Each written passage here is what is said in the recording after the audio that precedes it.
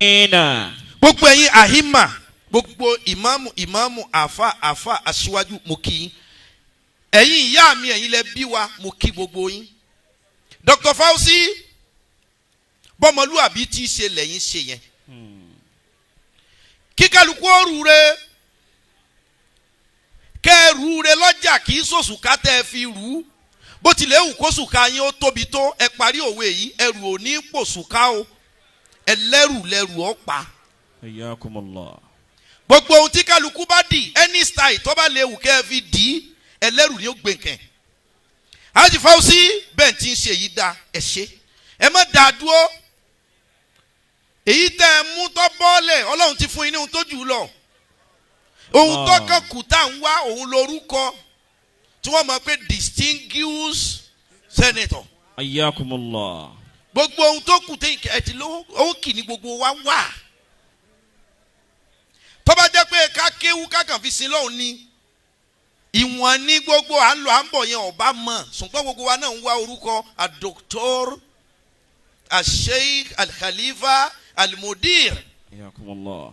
ó kọ tí gbogbo wa ń kọ lẹ́tà sí ayọ̀ Ọlọ́run ó jẹ́ òmu bá wa o. Àmín. bàbá kábíyèsí. Sheikh. ẹ dákun ẹ ṣe kábíyèsí f'Aláàfin. Kábíyèsí o. ẹ ṣe kábíyèsí f'Aláàfin. Kábíyèsí o. kábíyèsí mo bá yín dúpẹ́ lọ́dọ̀ Ọlọ́run Ọlọ́run ló ní kí gbogbo ayé ọmọ rábàbà fún yín o. Allah. ẹ dákun bọ́ bá kẹ̀yìn nìkan ẹ̀yin náà rábàbà f'Ọlọ́run. àwọn tó bí yín lo ọlá ni wọn wá jẹ́ tán àìjẹ́ tán ló jí ó kù tó yìí. Allahu akbar. kábíyèsí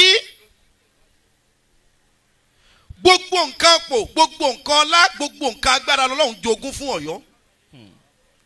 ipò tẹ́ ẹ jókòó yìí kìí ṣe ipò ara lásán ipò ẹ̀mí ni ipò àwọn aláṣekù ni ipò àwọn ẹni ìṣíwájú ni. kábíyèsí His Imperial Majesty Ọba Abdulhakeem Owoade Ẹlẹ́wẹ̀ẹ́tù kábíyèsí. Kábíyèsí o. àwọn ìjókòó kan wà kò sẹ́ni tí ó jókòó ńbẹ̀ tí ò ní mú lóru.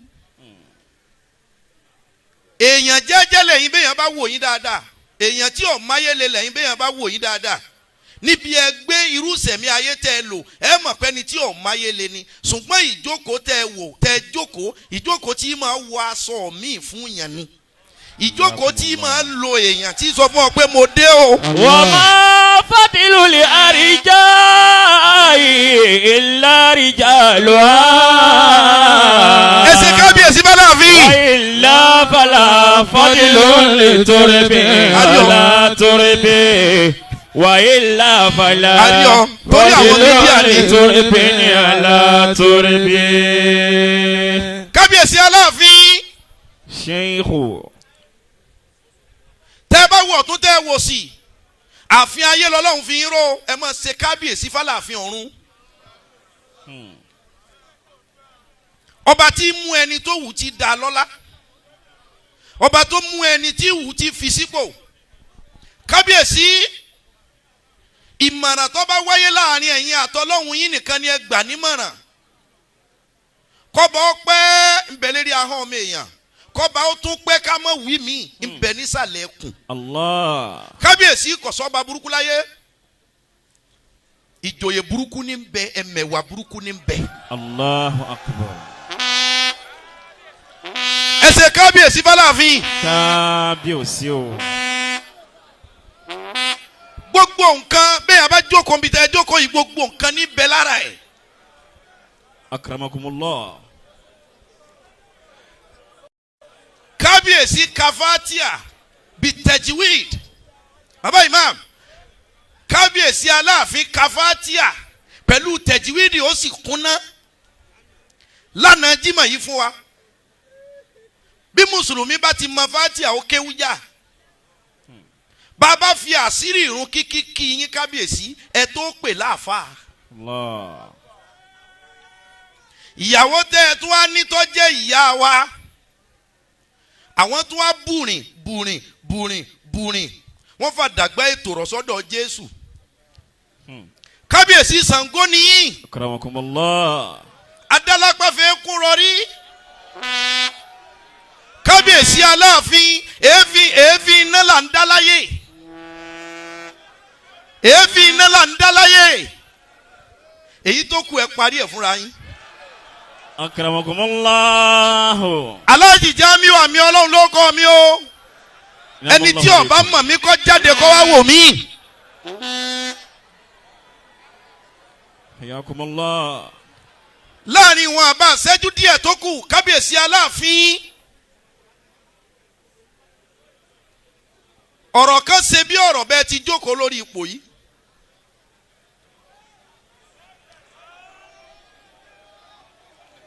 Iza radiyati anni kibaru ashirati. Bàbá kábíyèsí àti gbogbo èèyàn rẹ̀, gbogbo èèyàn ńlá káyè, gbogbo ẹ̀yin tẹ́ ẹ dúró ti ọba ẹ ṣé o, gbogbo ẹ̀yin tẹ́ ẹ dúró ti heritage Ọ̀yọ́ ẹ ṣé o. Fala zala gadibana layalihamu. Kábíyèsí kí n tó tẹ̀síwájú nínú ọ̀rọ̀. Ọba àlú kan ló pèdè wípé bàbá rí ẹni tó lè mu omi gbóná tó hó, tá a bá rí ẹni tó lè mú lẹ́ẹ̀kan náà tí ó díjú mú á dà á lọ́lá. Níbi owó bá ti wà kò sí ohun tó máa nábì Ádámù ò lè ṣe kábíyèsí. Níbi tí òkèlè ọba ti pọ́n lórí kò sí ilẹ̀ tí ọmọ ànábì Ádámù ò lè dà. Ẹ wo òfin tó le tó bẹ́ẹ̀ akí gbogbo àwọn àlejò wa tó wọlé skimẹ̀ mò ń bọ̀. Tẹ̀gbẹ́ntàbúrò lèmi àti Abdulhakeem. Iza radiyati anni kibaru ashirati. Gbogbo àfáà tí ń bẹ lọ́yọ̀ọ́ mo kí yín o. Fala zala gadibana layalihamu. Bí bá ti ju máìkì ilẹ̀ tí mo gbọ́ ọ̀rọ̀ lẹ́nu ikú bàbá yèyé mo tún ní wàásù lábúlé Ẹ̀gbá lọ́sàn-án yìí. Ó ní ta ni ó mú mi gbóná ẹgbẹ́ omi gbóná kaná. Kọ́mọ hó ẹni ọba wa lè díjú múlẹ̀ kan náà á dà á lọ́lá. Kábíyèsí gbogbo ẹ̀dá kọ̀ọ̀kan àwọn obìnrin máa jáde ṣèbẹ́ fún mi lówó wọ́n pẹ́ fún ọ yóò bá gbé omi gbóná tẹ́lẹ̀ omi bá mú báyìí ahọ́n rẹ̀ ó bò ó. Expectation, interest ìmọ̀ jẹ́ kó ọmọ ẹ̀dá ànábì Ádámù mi ò gbàgbé wípé èèyàn gbọ́dọ̀ dalẹ̀ bí wọ́n ti bí. Hayakumullah. Biladaka qaddimuha. Biladaka qaddimuha ala kulli balidatin. Jàmá mùsùlùmí gbogbo nǹkan lọ́yọ́ lè gbà ará Ọ̀yọ́ ò ní gbà kẹ́ rọ́bà fín. Biladaka qaddimuha ala kulli balidatin. Ọ̀yọ́ kódà ẹ bá àmọ́ gbé hospital dọ́yọ́ ẹ bá àmọ́ gbélé epo dọ́yọ́ ẹ bá àmọ́ gbé ilé ẹ sá mọ́ rí ọba. Biladaka qaddimuha ala kulli balidatin. Owó àdúrà ni owó ọba gbọ́dọ̀ sáfù. Afọ̀tẹ́rọ̀ mi ní ajìlíha sọm. Kábíyèsí kálukú bá ń pẹ́ èmi ò mú mi yìí èmi ò mú mi yìí ẹlòmíì ń bu omi ń sẹ́nu ọ̀nà fún wọn rẹ́. Ìtàn Yorùbá ni ìjàpá ló wá dìde ìjàpá ọlọ́gbọ́n ẹ̀wẹ́ òun ló wá dìde ó ní omi tí gbogbo èèyàn mu tí wọ́n ń kú yìí tí wọn ò rówó gbà èmi máa mú. Ọba bọ́ síbẹ̀ ọba gbé omi òun wọ́n ń pè ẹ́ sáàfù ẹ̀ lómi omi tí ó ìtàn náà já mọ̀ wípé ìjàpá wá gbé omi òun ó wá ní kábíyèsí omi ní hóyó wọ́n ní kí n mú ṣé kí n mú wọ́n ní mú ọ̀tún omi ní hóyó wọ́n ní kí n mú ṣé kí n mú wọ́n ní mú bàbá ìmáàmù omi yìí ní hóyó ó lè jó yàn lọ́wọ́ o ó lè jó yàn lọ́fun o. Ala kulli balidatin. Jàmá mùsùlùmí bó bá ti kú lọ́dọ̀ ọba ó gbé omi dọ́dọ̀ ìjòyè ó gbé omi dọ́dọ̀ àwọn olórí níwọ̀n ń gbé káàkiri níwọ̀n ń fomi hàn gbogbo èèyàn lọ́kọ̀ọ̀kan omi yìí rè o omi yìí rè o nígbà tó mi tutù ọba bọ́ sáàrin aago ó ní mo ti fẹ́ mú o àbí wì. Biladaka qaddimuha ala kulli balidatin. Bàbá kábíyèsí ó mu omi náà bí ò mú. Mú. Ṣùgbọ́n kí ló lò? Ó lo ọgbọ́n. Wa min ajliha afọ̀tẹ́rọ̀ mi ní ajliha asum. Bàbá mi Aláàfin tó bá gbóná ẹ̀fì ẹjọ́ lẹ̀ẹ́lẹ̀ ọgbọ́n ó ju agbára lọ. Allah. ọgbọ́n ó ju agbára lọ. An'amallahu alaykum. ọgbọ́n ní kọ̀yàn, ọgbọ́n ní làyàn, ọlọ́gbọ́n ní ó sì jayé pẹ́ torí ọlọ́gbọ́n ní ó di orí ẹja mú. bí ó ti máa lọ nínú kábíyèsí o. Alukurani ọ̀rọ̀ Ọlọ́run òun nìkan náà ní solution sí ọ̀nà àbáyọ lórí gbogbo nǹkan tó bá dàrú o. torí ohun tẹ́ ẹ bí mi lónìí ni pé báwo la ṣe provide solution to the societal ill. báwo la ṣe wá ojútùú sí nǹkan tó ti dàrú mọ́ ayé lọ́wọ́ yìí àti potential Islam. kí ni ṣé Islam ní remedy? ọ̀rẹ́ mi Fọláwíyọ́ Haji Murtada ẹ ṣe aṣíwájú jàmá mùsùlùmí. ẹni tó bẹ́ẹ̀ ti lè pàdánù Ọlọ́run ó ti pàdánù gbogbo ohun tọ́lọ́run dá o. Allah. Ànábì wa Muhammad sallallahu alayhi wa sallam. ó ń ṣe Ọlọ́run ní alihaya la yati illa bi khair. ẹni tó bẹ́ẹ̀ ti lè ní tìjú gbogbo nǹkan ni ó ní torí ìtìjú a máa wá pẹ̀lú gbogbo oore. kò sí ohun tó bayé jẹ́ jù lónìí àìní tìjú ni. gbogbo wàhálà ti wà ayé ti bàjẹ́ ṣé oòrùn ọ̀yọ́ bí ti yọmọ́ ni ṣé òjò ọ̀rọ̀ bí ti rọ̀ mọ́ ni gbogbo wa náà la balẹ̀ ayé jẹ́. obìnrin mélòó lọ́lọ́kọ tí ọ̀la lè mọ́ lónìí gbogbo wa náà la balẹ̀ ayé jẹ́. Yakumullah. kí la fẹ́ gbà nínú mú kànmọ́kàn? kí ló fẹ́ gbà nínú kẹ́nìkan ó sunkún torí kí wọ́n lè rẹ́rìn? kí ló fẹ́ gbà lára pé ẹni tó ti ga kó sọ̀kalẹ̀? tá a bá ń sọ wípé society bàjẹ́ kí ló bàjẹ́? kò sí ilé gidi èèyàn tí ń bá ń gbébẹ̀ ní gidi, kò sí ilé burúkú èèyàn tí ń bá ń gbébẹ̀ ní burúkú. déédéé búlọ́ọ̀kù tí wọ́n kọ́ hòtẹ́ẹ̀lì náà ni wọ́n kọ́ mọ́sálásí. purpose tá à ń lo ìkọ̀ọ̀kan fún lọ́tọ̀ọ̀tọ̀. Inna Allah la yughayyiru ma bi qawmin hatta yughayyiru ma bi anfusihim. Haji Fauzi àti gbogbo ńlá káyè tí gbogbo wa bá ń wá ọ̀nà àbáyọ láyé ẹ jẹ́ ká kọ́kọ́ lọ yí ara wa po. ṣé báwọn tó bí àwa ṣe ń tọ́ wa tá a fi gbọ́n làwa ń tọ́ àwọn ọmọ wa nísìn. àwọn tó bí wa ọmọ sọ wípé ọmọ ò jìyà ó lóun ọ̀gbọ́n ta ni tíṣà ẹ̀. èmi àti yín wá ń tọ́ àwọn ọmọ tiwa pé àfẹ́ kíyàwó jẹ wọ́n, àwọn ọmọ wa gọ̀. ẹ sọ ọmọ tó jiná dénú mọ́ nísìn ọlọ́fọ̀ ọ̀rọ̀. Yakumullah. ẹni ọba bímọ kan tó pè é níbejì yóò fi ìyà ṣe ìkẹta ẹ o. Alukurani ní. La yughayyiru ma bi qawmin. a ní yí condition ìlú kan, ayé kan, agbègbè kan, a ní yí ipò. Hatta yughayyiru ma bi anfusihim. títí tí àwọn náà ó fi yí ohun tí ń bẹ lọ́kàn wọn po. Ọlọ́run kì í yẹ̀yẹ́ ẹni tí ó dìsáàfù yẹ̀yẹ́. ṣùgbọ́n tó yẹ pé yẹ̀yẹ́ ní ń bẹ lọ́kàn rẹ o lè rò pé òun gbé lọ dáadáa báyìí ṣẹ̀dẹ̀ rí Ọlọ́run níjọ́ mi ẹni tí ọba tẹ́ yóò filẹ̀ fáyé ayé ní ọ̀wá gbé kò níjọ́ Ọlọ́run gbogbo ẹni ayé báyìí ti gbé dókè fúnra rẹ̀ yóò wá là á mọ́lẹ̀. Allah. ẹ máa dúró de àti bọ̀tán ọlọ́tẹ̀ ìgbẹ̀yìn ni ó dùn olóku àdá.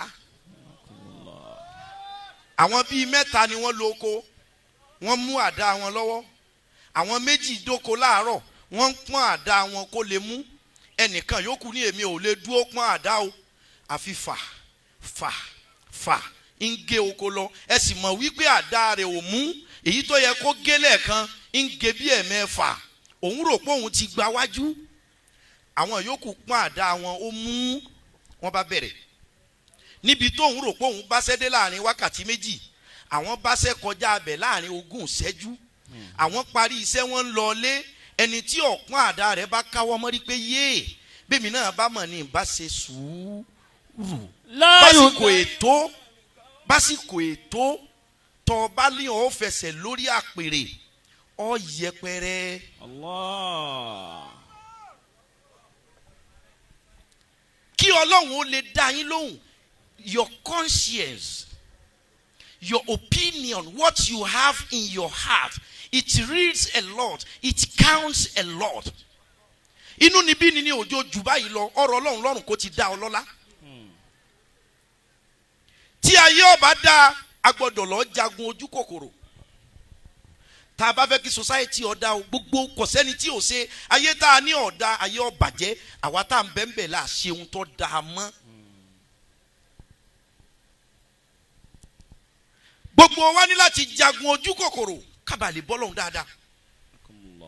Ojú kòkòrò lónìí kò sí ọkàn ẹni tí ò sí mọ́. Kódà débi nǹkan ẹ̀sìn, àkọ́ kí ẹ̀sìn gan bàjẹ́. Ayé kí ọ̀dà, àwa là dá. Ẹ jagun ojú kòkòrò kẹ́lẹ̀ bọ́lọ̀ dáadáa. Àlìkọ̀nà àtú kanzula yefna. Ayọ̀ ọkàn tẹ́ rí yẹn kéèyàn yọnu lérí ohun tọ́lọ́run bá fún kanzula yefna. Pẹ́pẹ́ ọ̀rọ̀ tí ò ní tán láéláé ni. Fardọ́ bí máa kọ́ sámàláwù lákàtẹ́kùn agnanas. Tọ́ bẹ́ẹ̀ lè yọnu sí ohun tọ́lọ́run ṣe fún ọ bílọ́níà ní ọ. Anta wa maliku dúnìyà sàwà. Bàbá kábíyèsí, àwọn sàhábà nẹ́bì, ẹ yòó ń bọ̀ ànábì o. Tá a bá fẹ́ pe àwọn sàhábé, for example, tá a bá fẹ́ pe Umar, a pe Sayyidina Umar, Sayyidina Abubakar. Kí ni túmọ̀ Sayyid? Our master, our boss, àwọn ọ̀gá wa. Ṣé mọ̀ pé ọ̀gá tiwa ni wọ́n, ṣùgbọ́n ọmọlẹ́yìn ni wọ́n jẹ́ sí ànábì. Gbogbo ẹni tí ń bá ń kánjú al-ajal min ash-shaytan, kéèyàn ọmọ kánjú yóò bá rẹ̀ níbi tí ọ̀fẹ́. Ìkánjú ní máa jẹ́ kọ́mọ èèyàn gbàgbé wípé àwọn tí wọ́n wà lẹ́yìn ànábì bàbá ńlá ni wọ́n jẹ́ fáwa. Gẹ́lẹ́ bẹ́ẹ̀ náà làwọn èèyàn ńlá kan nídìí kẹ́ ẹ bá wọn du sí àárín. Ẹ sáàmọ̀ jọmọ lẹ́yìn wọn, ẹ̀yìn wọn tẹ́ ẹ wà yẹn, iwájú ẹgbẹẹgbẹ̀rún èèyàn lẹ ti wà. Ṣùgbọ́n ìkánjú, ojú kòkòrò, àìní àmúmọ́ra, àìní àgbàmọ́ra, èmi náà ó ṣe bẹ́ẹ̀, màá ṣe bẹ́ẹ̀, màá ṣe bẹ́ẹ̀, kì í ṣe gbogbo èèyàn ní máa yẹ o. Hatta yughayyiru ma bi anfusihim. Tẹ́ ẹ bá fẹ́ rọ́mọ tó, ẹ change mindset yín. Tẹ́ ẹ bá fẹ́ rí ilé ayé gbé, ẹ change mindset yín. Ájì Fáwọ́sí nínú kan tí ó jẹ́ kílé ayé ọ̀dà, kálukú ọ̀lọ́ dá tiẹ̀ mọ́ o.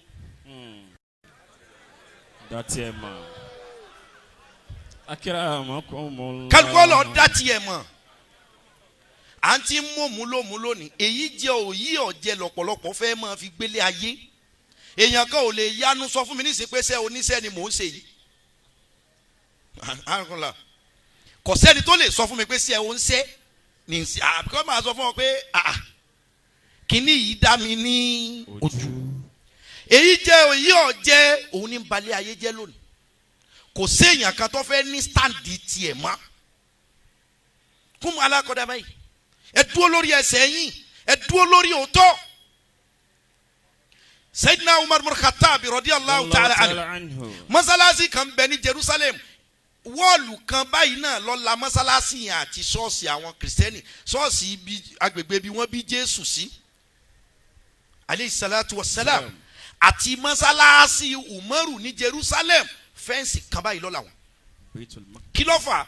Ọjọ́ tí Sayyidina Umar radiyallahu anhu, ọjọ́ tí wọ́n wọ Jerusalem, àwọn kírísítẹ́nì ìjọ náà ni wọ́n gba Umaru lálejò. Àsìkò oòrùn wá tó, wọ́n wá ní ẹ̀yin mùsùlùmí ẹ̀yin máa kírun